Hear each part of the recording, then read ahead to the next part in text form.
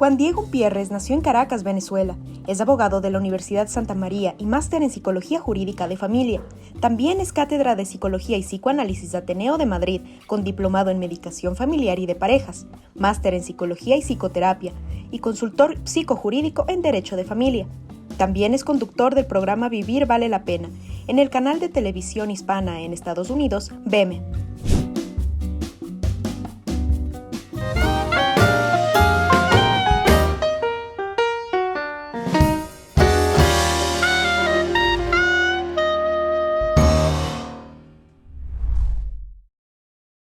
Hola amigos, hoy les tenemos un regalo maravilloso.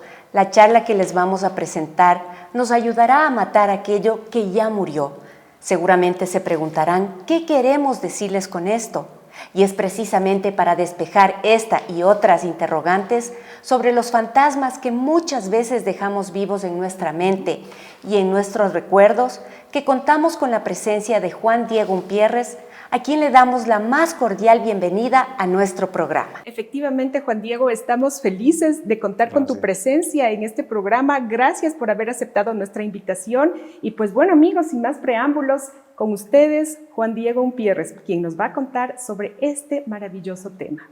Bueno, gracias primero por recibirme y permitirme estar aquí con ustedes y tener una conversación. Lo bonito de estos programas es que nos permitimos hablar. Yo siempre empiezo diciendo que yo no intento vender verdades, sino más bien me he dedicado muchos años a ofrecer esperanzas, posibilidades y que cada quien tome lo que le sirva. ¿Okay? Eso es importante siempre porque básicamente los que nos dedicamos al análisis, bueno, generamos opiniones. Entonces cada quien debe ver si eso hace eco en su corazón o no hace eco en su corazón. Fíjate, este tema de matar lo que ya está muerto, ¿no? Eso pudiera tener un evento contradictorio quizás, pero quizás lo voy a expresar desde mi propia narrativa de vida, de lo que yo me dedico, ¿no? Mi primera carrera es el derecho y por supuesto nosotros los abogados tenemos que empezar un proceso y terminar un proceso.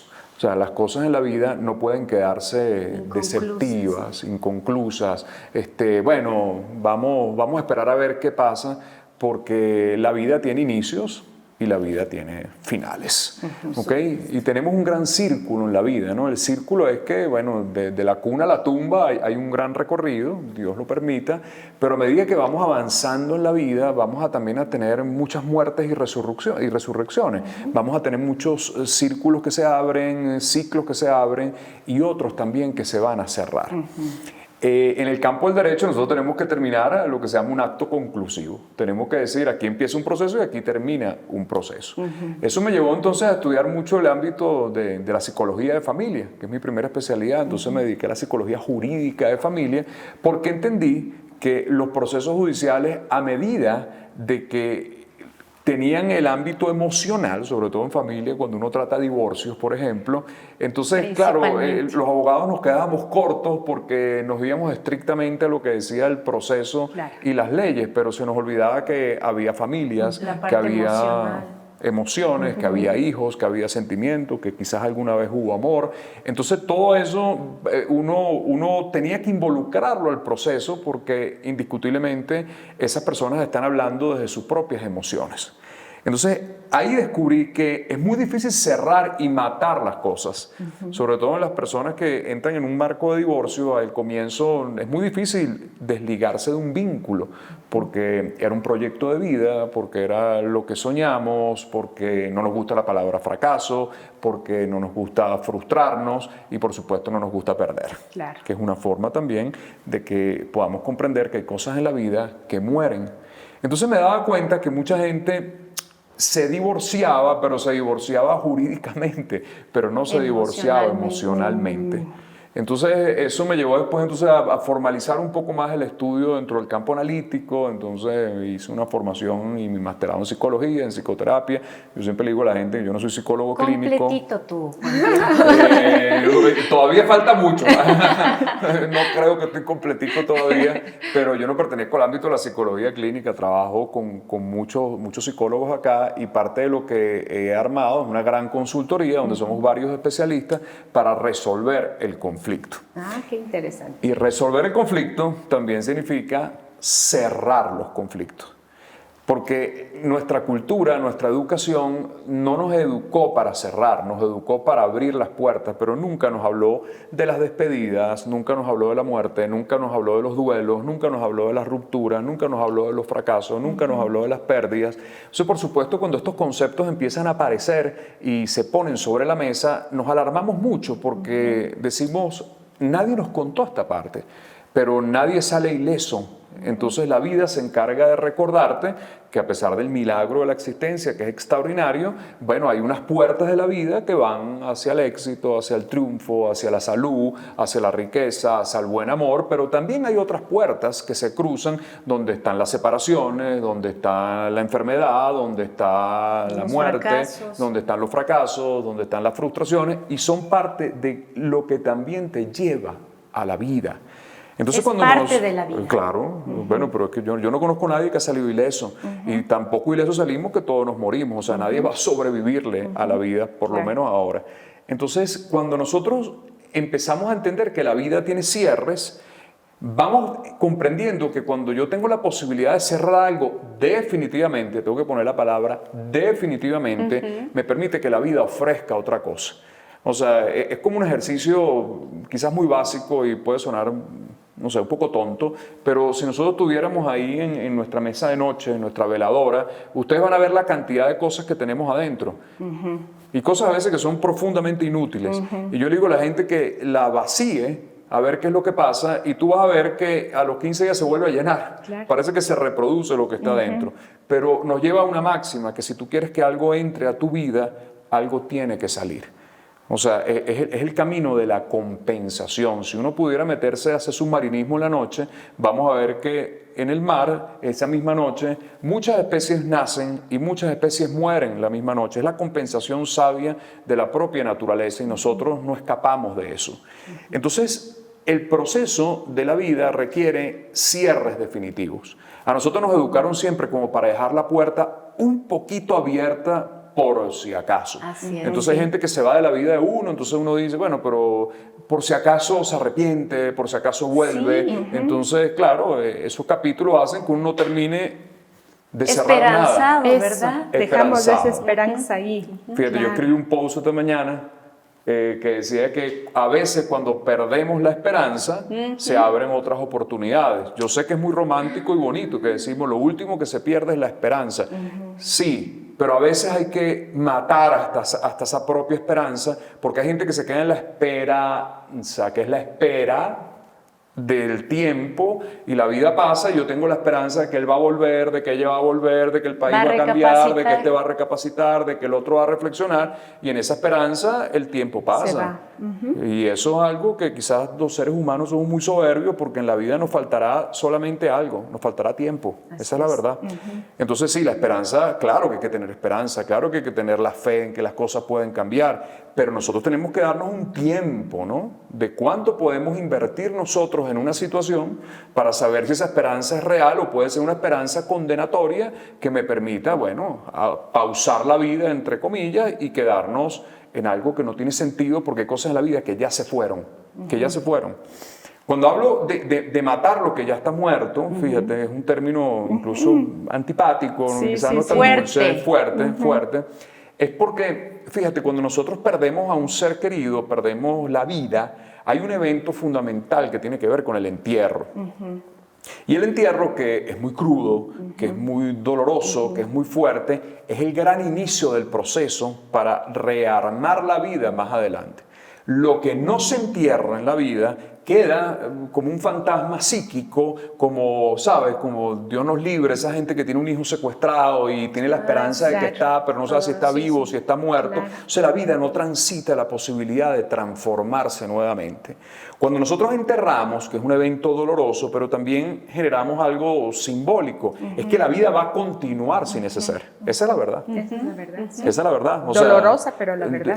Dolorosa, y tendremos que pasar por los duelos necesarios del tránsito de la vida, pero los duelos bien llevados hacen que la vida florezca nuevamente, que la vida abra nuevamente. Por eso dicen que cuando uno pierde un hijo y no sabe dónde está, o sea, le secuestran, se pierden, uno dice, Va a sonar doloroso, pero es preferible saberlo muerto que saberlo perdido. Sí, porque la muerte te pone en un solo tránsito de saber que la vida tiene que rearmarse. Una persona que está perdida está indudablemente con la esperanza, con la fe, pero claro, es muy duro, porque además la muerte de un hijo tiene una peculiaridad, que es el duelo más complejo de llevar. Primero porque, bueno, se invierte el orden de lo que tendría que pasar, que los hijos despidan a los padres. Despedir un hijo es una cuota muy compleja del dolor humano, y pasa algo extra con la pérdida de un hijo, es que es un duelo que es innominado, no hay nombre. O sea, cuando la gente pierde a sus padres, bueno, se queda huérfano. Si pierdes a tu esposa o a tu esposo te quedas viudo, pero si pierdes a tu hijo, ni siquiera hay nombre, te quedas qué. Tal cual. Entonces es muy difícil porque no hay concepto para elaborar la posibilidad del duelo. Pero volviendo al entierro, ese entierro es el indicativo de que una etapa de nuestra vida va a cambiar.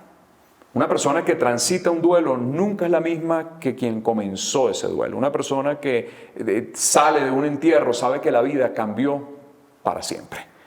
Y tienen que cambiar para bien a pesar del dolor. Lo que pasa es que ahí hay un evento físico porque hay la necesidad de enterrar un cuerpo. Pero hay otras cosas en la vida que no enterramos, porque no tenemos un cementerio para las parejas, no tenemos un cementerio para los negocios, no tenemos un cementerio incluso para un país que a veces tiene que renacer de otra forma. Entonces nos quedamos atados a una cosa que no termina de concluir. Entonces hay gente que se queda vinculada mentalmente a una historia que ya no existe en la realidad, pero sí existe en la realidad psíquica.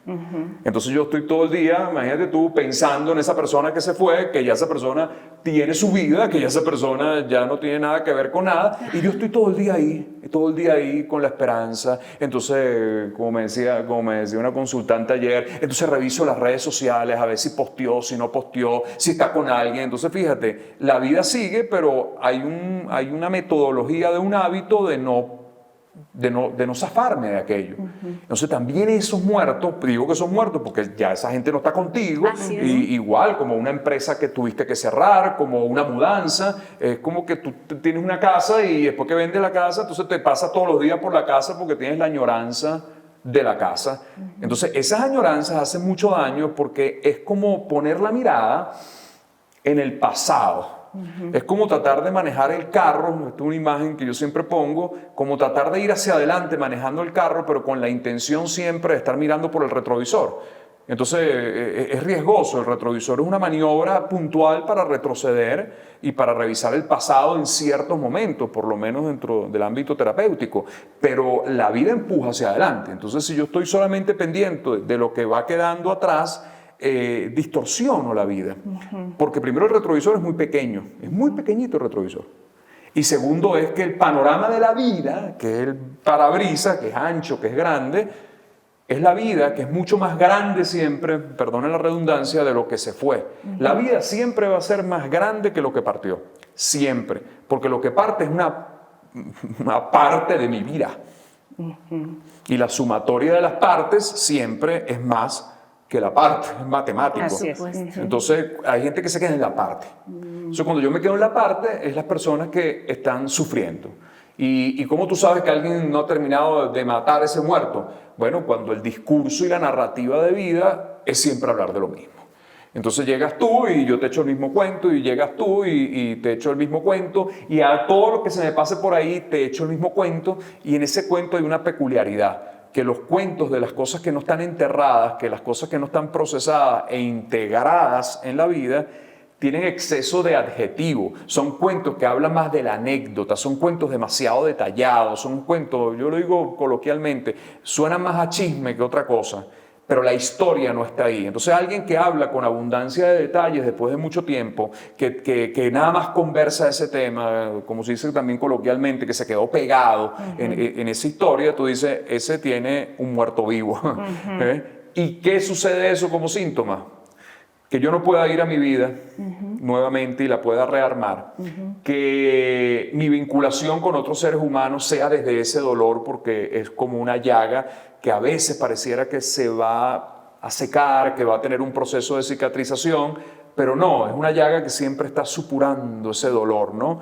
Entonces eso nos lleva a un camino, que es el sufrimiento. Claro que Inevitablemente, Absolutamente, y el sufrimiento es una pesadez de la vida porque vivir sufriendo es ponerme en un estado continuo de culpa, de víctima, de esa cosa de preguntarme constantemente ¿y por qué me pasó a mí? ¿Y por qué la vida así es conmigo? Bueno, hay cosas en la vida que tienen respuesta, hay otras que yo no tengo respuesta. O sea, tú dices, la pérdida de un hijo, no, yo no tengo respuesta para eso. Yo creo que hay cosas que son profundamente injustas.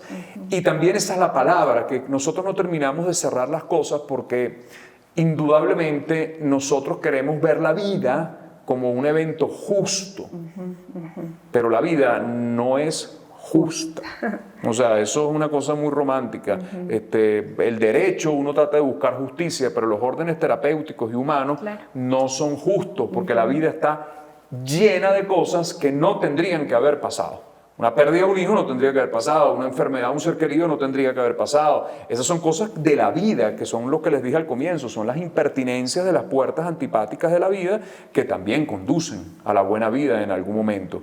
Pero el factor de no permitirme cerrar es dejarme en un terreno muy peligroso, en un fantasma, es dejarme en un terreno donde mi vida no va a poder establecer la posibilidad de algo que es maravilloso, que es restaurar la vida y darle otro significado a la vida. Iniciar nuevamente. Iniciar nuevamente, que nunca se inicia de cero, eso también es muy romántico, pero es mentira, la vida no puede reiniciarse de cero porque todos tenemos un pasado, todos tenemos una historia, todos tenemos unas memorias, pero yo puedo reiniciar la vida hacia adelante con aquel aprendizaje de esos duelos de mi vida y entonces aparece la famosa palabra de, bueno, hoy está de moda, que es la resiliencia, y la resiliencia no es otra cosa que la posibilidad de haber aguantado algo en mi vida, de haber soportado algo en mi vida, pero eso que soporté, haberlo aceptado como algo que está pasando para después entonces transformarlo y evolucionar a través de ese dolor. Esa es una persona resiliente. ¿Okay? No Usarlo de gasolina. Usarlo de impulso, claro, de gasolina, para que haya una evolución y un crecimiento producto de lo injusto de la vida. Ahora, si yo no hago el entierro, yo me quedo toda la vida diciendo, la vida es injusta, ¿por qué me pasan estas cosas a mí? Y entro dentro de un círculo muy adictivo, muy fastidioso para quien lo vive y para quien se le acerca, porque las víctimas son muy fastidiosas, porque la víctima tiene un gran negocio, vivir de la víctima, y por eso nunca la suelta, porque si pierde la víctima siente que nadie la ve, nadie lo ve. Y eso entonces hoy la neurociencia nos plantea, todo este discurso humanista lo plantea desde un ámbito científico, qué es lo que sucede en un cerebro cuando se queda dando vuelta en el mismo lugar. Bueno, se generan redes neuronales, se generan hábitos que son circuitos y que el cerebro arma y bueno, es un recorrido inconsciente que estamos haciendo todos los días. El cerebro no le interesa si eso es verdad, si eso es mentira, porque él no entiende de eso. ¿Okay? Él lo que le interesa es manténme dando vuelta en este circuito porque es lo que conoces. Pero como no sabes si es bueno y es malo porque no le interesa, el problema es que esos circuitos hay unos que tienen buenos hábitos, pero también hay circuitos que tienen malos hábitos. Entonces la costumbre, que puede ser muy buena, también genera redes, pero la mala costumbre también genera redes y por eso la gente prefiere quedarse con el muerto vivo, prefiere quedarse en una relación sufriendo, aunque ya sabe que no está en la relación, prefiere no asumir la posibilidad de un divorcio y una salida porque dice, bueno, más malo, ¿cómo dice? Mejor conocido que malo por conocer. Algo así, entonces empieza a hablar, pero ese es el cerebro diciendo, ¿para qué te vas a mover si ya tú conoces esto? Entonces ahí la intervención tiene que ser cómo sacar a la gente de ese círculo para que haga el entierro definitivo, para que mate eso que ya está muerto, para que no se quede viviendo en fantasma y logre procesar en la realidad que la vida tiene una oportunidad. Eso requiere siempre una palabra que no nos gusta, que es el duelo, pero es la que nos pone siempre en contacto, bueno, de decir que a pesar de esto, la vida sigue.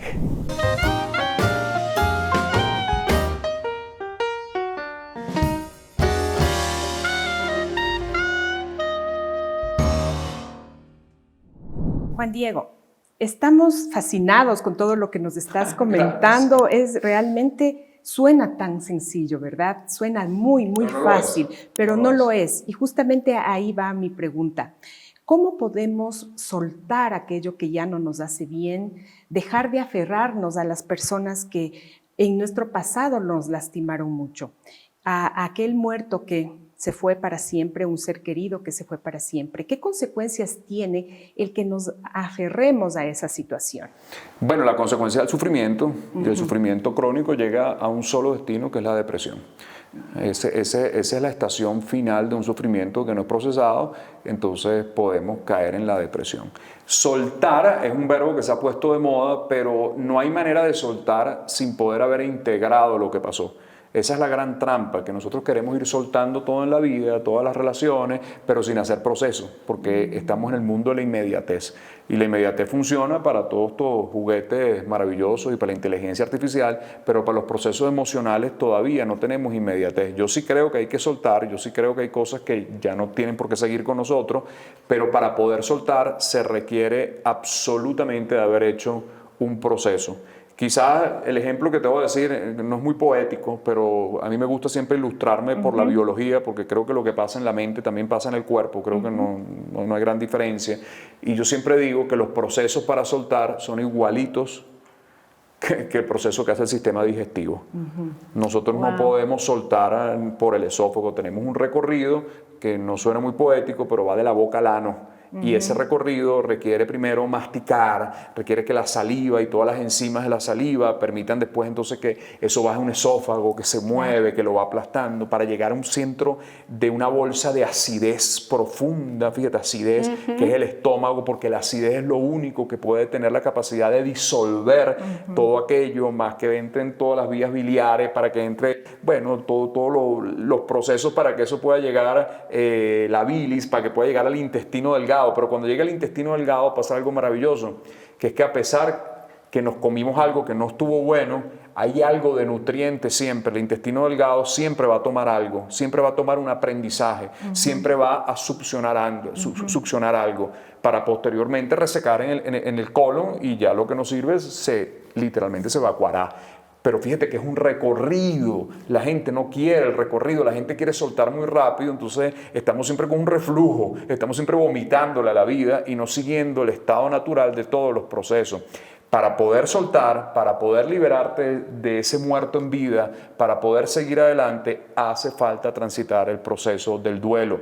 La gente siempre relaciona el duelo con la pérdida de un ser querido. Los duelos pueden ser una mudanza, los duelos pueden ser hasta casarse, digo yo, porque también es perder una forma de vida. Si yo era un soltero, tengo que enterrar también el soltero mío, porque ya no va a poder hacer lo que me da la gana. O sea, todo requiere un proceso. Si tú me lo preguntas, la única manera es darle recorrido al dolor de la vida, que es muy sabio y que tiene un principio, como te dije al comienzo del programa, tiene un principio y tiene un final. Si no tiene final, se convierte en algo crónico. Si no lo puedes hacer sola o no lo puedes hacer solo, indiscutiblemente hay que buscar ayuda, porque en las pérdidas, que nunca se deben vivir solas, porque las pérdidas uno se puede perder en una pérdida, se puede perder en el sufrimiento, se puede perder en el dolor, yo siempre recomiendo transítalas con alguien, con ayuda profesional, con quien tú quieras, pero alguien que ponga el hombro momentáneamente para saber si tú te estás yendo hacia un lado peligroso, logre otra vez redirigir el proceso y por supuesto que te acompañe a terminarlo,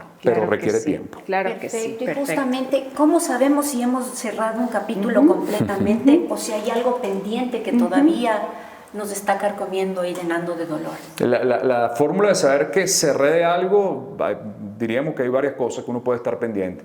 La primera es cuando puedo hablar de la historia sin que eso me pellizque la vida. O sea, si yo te puedo contar algún evento molesto, doloroso, incluso trágico de mi vida, pero te lo cuento desde el alma, aunque te lo puedo contar con tristeza, porque esos eventos son tristes, pero te lo puedo contar de una cosa que tú dices, eso está integrado, ¿no? Eso es parte de. Eso es parte de, pero si te lo cuento desde la visceralidad, desde una cosa muy histérica, tú dices, eso es un síntoma que no está cerrado. Cuando la gente, lo que les dije antes, tiene exceso de detalle, necesidad continua de echar el mismo chisme en todos lados, hablar de lo mismo, ese es un síntoma que te dice, esa herida no está lista. Claro. Otra cosa fundamental es cuando, para saber si yo cerré, es si yo tengo capacidad de honrar el acontecimiento. O sea, agradecer la historia, no a la persona. Eso se puso de moda ahorita y me da mucha risa porque hay gente que se casa con gente muy mala, porque hay gente mala.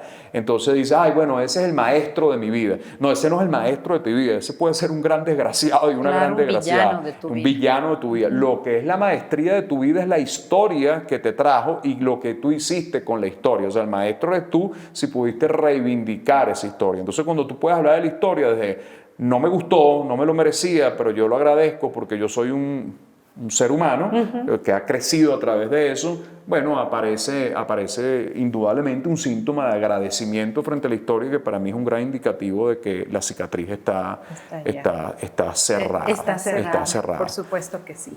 Y ahora, Juan Diego, coméntanos, ¿qué beneficios trae para nuestra autoestima, para nuestra parte psicológica y emocional, el cerrar correctamente los capítulos de nuestra vida? Bueno, no cargar el peso de las culpas y las historias pasadas, que son un repertorio que hacen que la vida se ponga muy fastidiosa, porque una persona que está constantemente viendo hacia atrás, entonces la vida no es que el tren no pasa, el tren sigue pasando todos los días, pero yo no tengo capacidad. Pero te quedas ahí.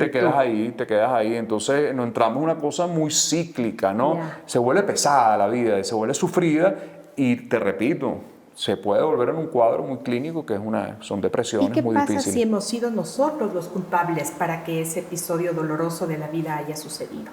Siempre somos culpables de algo. Pero siempre. ¿Y el perdón en dónde entra la parte del autoperdonarse y no autoflagelarte por algo que pasó? Es que la culpa es muy soberbia, porque la culpa es la pretensión de tratar de resolver el pasado. Yo no tengo capacidad ni tengo la máquina del tiempo para tratar de decir lo que hice y lo que no hice. Todos somos culpables en cierta parte o en cierto grado de lo que pasa, ¿no? Y a veces somos culpables, fíjate, es un término jurídico también. Hay delitos que son dolosos, que es cuando la gente tiene la intención de cometer un delito, pero hay delitos que son culposos, que son, no lo quería hacer. O sea, un médico no quiere matar a un paciente y a veces pasa por inobservancia de la norma, por imprudencia, ciertas cosas, y son culposas. Hay una culpa positiva. La culpa positiva es la que me hace ser responsable para poder transformar mi vida. Oye, sí, aquí está lo que yo hice. Eso es un adulto que sabe agarrar sus platos rotos y decir, bueno, déjame ver qué hago con esto. Entonces entra así dentro del camino del perdón, pero el perdón no es hacia el otro, el perdón siempre es hacia uno. O sea, el perdón es una palabra que viene del latín. O sea, en latín se escribe perdonare, es el concepto original. Per, el prefijo per en latín significa máximo, ¿no? Cuando alguien tiene una hipertrofia, una hipertensión, es porque está la tensión máxima, ¿no? Bueno, el per es máximo y el donare es una donación. Entonces, si hacemos una traducción literaria, perdonar, el perdón es un regalo, es una donación máxima que te haces para poder integrar la historia y, bueno, y seguir adelante con los vacíos de tu vida y los duelos de tu vida, que todos los tenemos. Todos los tenemos. Y nos toca vivirlos, ¿no? Bueno, vivirlos y cargarlos muchas veces y bueno, y todo el mundo tiene una mochila de recuerdos tristes, tiene una mochila de muertos, tiene una mochila de secuestros, de secuestros emocionales, pero a medida que yo los voy procesando, esos vacíos ya no pesan tanto. O sea, se hacen chiquitos. Lo que pasa es que el término del vacío no nos gusta mucho, pero tenemos que aprender también a cargar con nuestros vacíos. ¿Y tú crees que el tiempo es un aliado para poder procesar todo este? El tiempo es el vector, claro. Lo que pasa es que no es un tiempo de quedarme en la cama a ver si el tiempo lo resuelve. Claro. Es un tiempo de trabajo, es un tiempo de ponerle voluntad. Ya. Pero también se me ocurre decirte, también hay heridas en la vida que sanan por cansancio. Qué interesante. O sea, hay heridas en la vida que de tanto sangrar o si no te mataron, bueno, te fortalecen, ¿no? Entonces hay heridas que sí, hay heridas que requieren trabajo, duelos, porque lo bonito de esa herida es que uno crece a medida que va trabajando.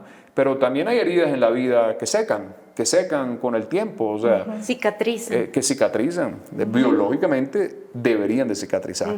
Ahora, tú me puedes decir a mí, pero porque hay gente que no cicatriza. La gente que no cicatriza, fíjate, eso puede ser un cuadro de sufrimiento profundo que tenga algo detrás que tiene que ver con las depresiones de la vida, que ahí va un cuadro más clínico y que no permiten hacer esa cicatrización. Es la gente que necesita se queda. ayuda profesional. Pero corriendo. corriendo porque es un campo, o sea, no es mi área, pero hay que buscar el área de la psicología clínica y la psiquiatría. Claro. Juan Diego, a veces también nos equivocamos, ¿verdad?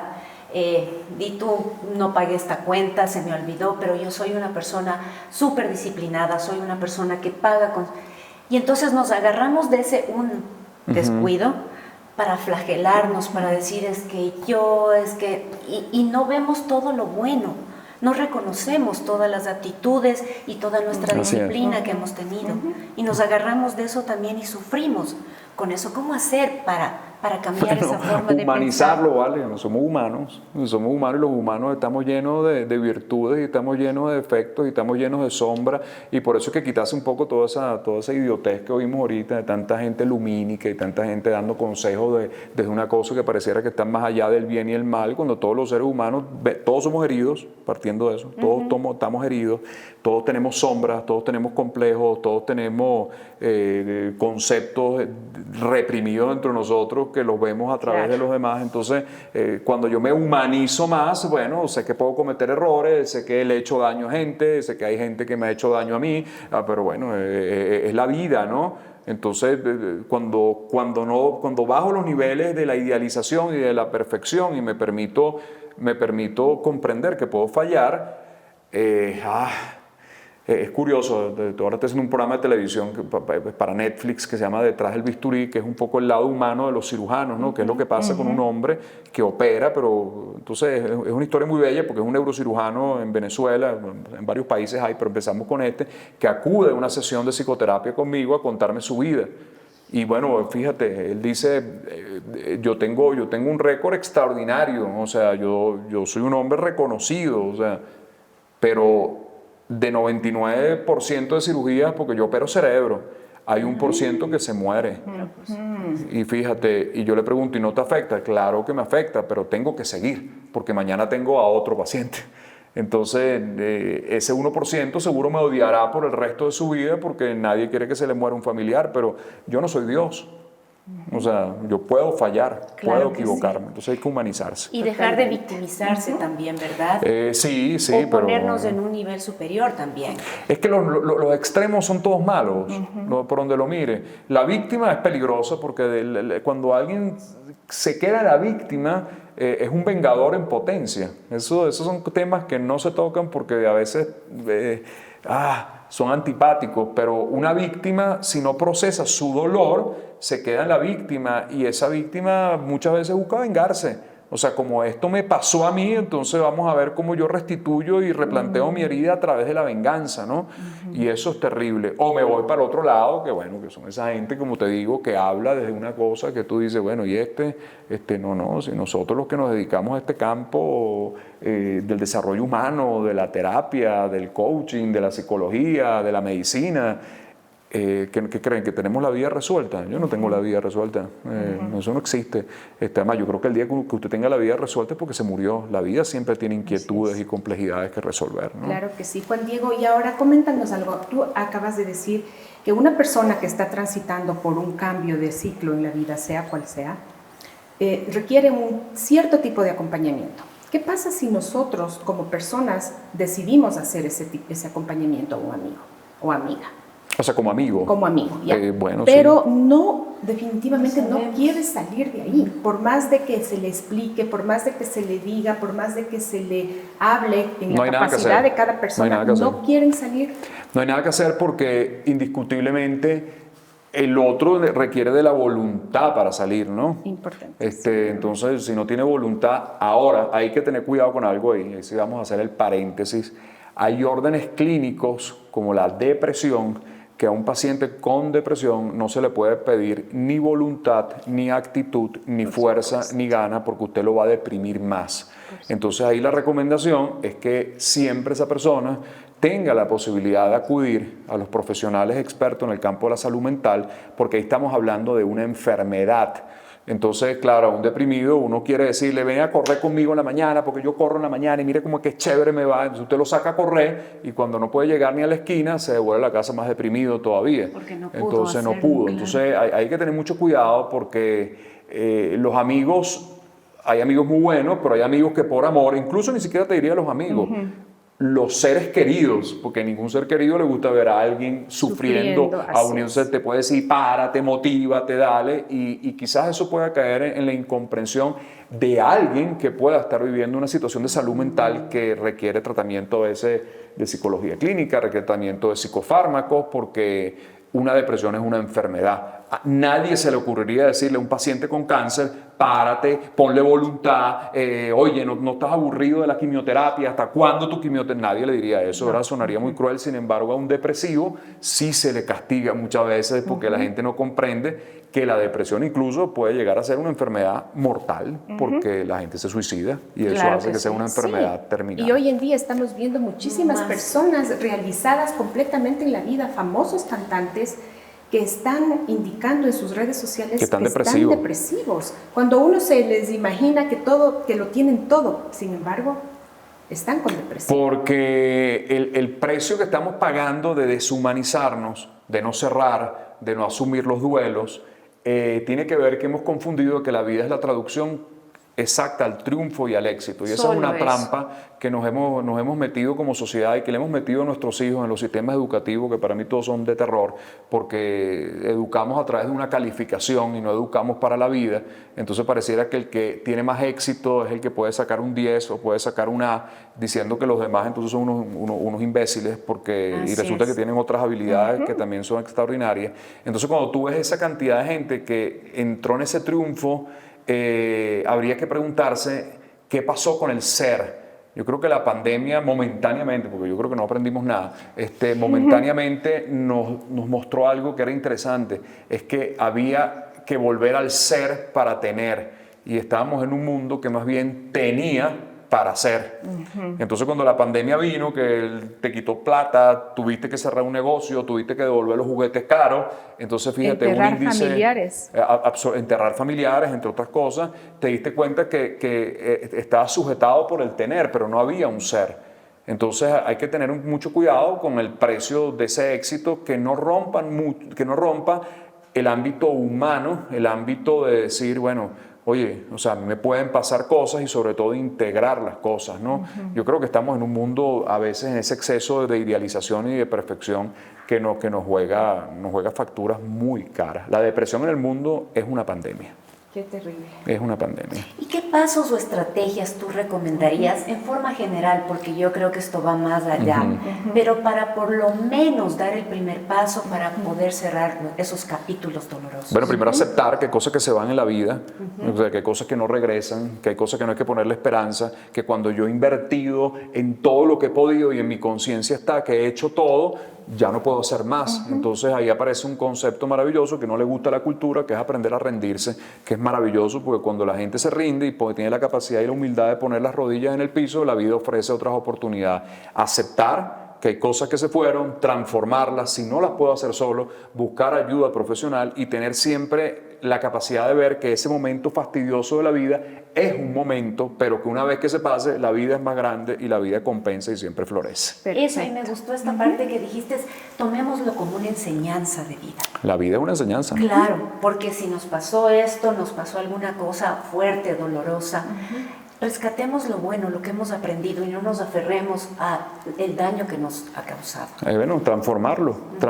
Te cierro con esto. El único animal que cocina su alimento es el ser humano. Y eso tiene un gran significado. Somos los únicos que podemos transformar la vida.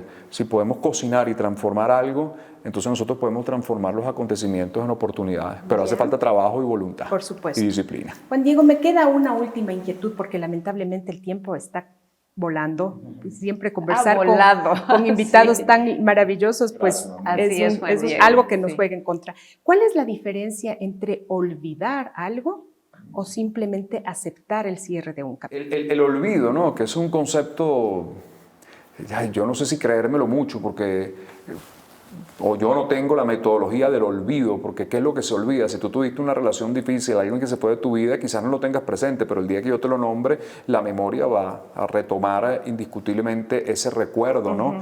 Yo no creo ni que el perdón ni que el cierre tenga que ver con el olvido. No creo. Creo que olvidar sería una imprudencia incluso muy torpe, porque entonces, ¿de qué sirvió lo vivido? ¿De qué sirvió el aprendizaje si ya lo olvidé? Creo que más bien lo que tengo que es cicatrizarlo y no olvidarlo, porque cuando yo lo pueda traer a mi presente, si lo tengo en la memoria, ahí está la enseñanza, ¿no? Es como el sistema nervioso y el sistema inmunológico comparten algo que es maravilloso, que es la memoria. Si a ti te vacunan, todos nos vacunaron quizás de chiquito contra el polio, contra el sarampión, nosotros no tenemos que estar pensando si estamos vacunados o no vacunados, pero hay una memoria en el cuerpo. Si el patógeno pasa por delante, que es el sarampión, bueno, la vacuna debe de funcionar y decir, esto lo reconozco yo porque yo tengo una memoria en el sistema inmunológico. Bueno, esto también funciona igual. Si a mí me pasa una pareja nueva y veo los mismos rasgos de lo que salía antes, entonces la memoria tiene que decir, tiene que tener cuidado, porque esto se parece a esta historia. Reconoces el peligro. Entonces yo no creo olvidar, yo le tengo un poquito de susto, ¿no? Claro, porque entonces nos pasaría lo que ocurrió en la pandemia. Ajá, Sí, exactamente. bueno, no sé, la pandemia, pasamos por la pandemia, pero, Sí, pero no creo que pasó gran cosa. ¿Qué aprendizajes obtuvimos de ahí? Bueno, quizás mucha gente reflexionó en muchas cosas, yo creo que hubo otra gente que salió peor de lo que entró, y bueno, creo que el ser humano todavía no termina de comprender. Finalmente, Juan Diego, qué pena, ¿qué hábitos o actitudes podemos evitar cometer para no aferrarnos en lo que ya no debe ser? Es que el hábito, la única manera de desprenderse de algo definitivamente es un proceso. No tiene que ver ni con una repetición del pensamiento positivo, ni que esto lo voy a olvidar y te voy a olvidar, la cosa. Más bien eso hace reforzar más el dolor porque lo vuelvo a llamar. Yo creo que el hábito que no debemos cometer es evadir.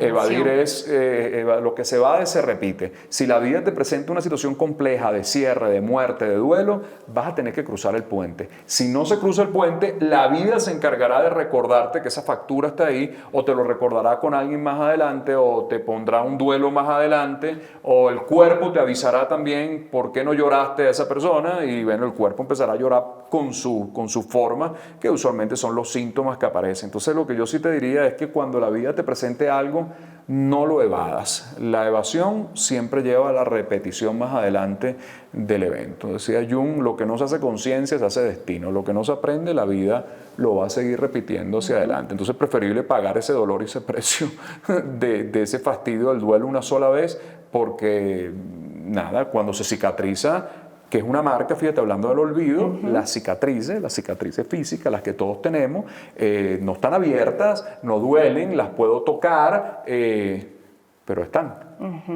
Entonces, una cicatriz física es una experiencia que quedó registrada, entonces igualito cicatrices adentro que no tendría ningún sentido borrarla. No, tengo que estar viéndola todo el día. No, claro. Pero si la necesito, no, aquí está un recorrido mío que tiene la suficiente experiencia. Porque ya sería martirizarte, estarla Bueno, hay gente que le gusta también abrirse la otra vez, claro. ¿no? Pero eso no tiene sentido. Claro que sí, Juan Diego. Gracias, Juan Diego. Muy feliz. Interesantísima tu charla. Espero que, al igual que a nosotros, a ustedes también les haya servido para poder cerrar círculos en su vida. Así es. Gracias por permitirme estar en tu casa y que No, nos veamos sí, pronto hermoso. a ti y a toda tu audiencia. Gracias. Hermosa esta charla. Nos dejas con un mensaje muy, muy importante, maravilloso. Y pues para cerrar este programa lo vamos a hacer con una frase que nos ha encantado, que dice así: si no enterramos los muertos de nuestras vidas, se hacen fantasmas.